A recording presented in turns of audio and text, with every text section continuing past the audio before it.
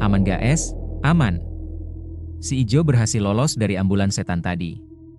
Karena di luar kabutnya makin pekat, gue mutusin buat ngumpet di dalam gua batu kuno ini. Gelap sih, tapi ketampanan abang tetap kelihatan dong. Bentar baru inget, ini kan gua Belanda peninggalan sejarah itu? Waduh, hawa di dalam sini kok mendadak dingin banget ya? Berasa kayak lagi di dalam kulkas 2 pintu. Aduh, mulut gue gatel lagi pengen ngomong. Aduh, di sini dingin banget ya, mana lapar lagi.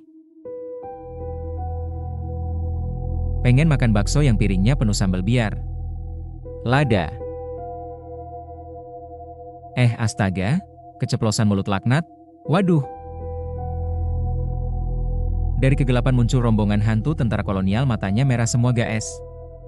Gak jadi ngumpet, malah masuk sarang monster. Kabur, wusis.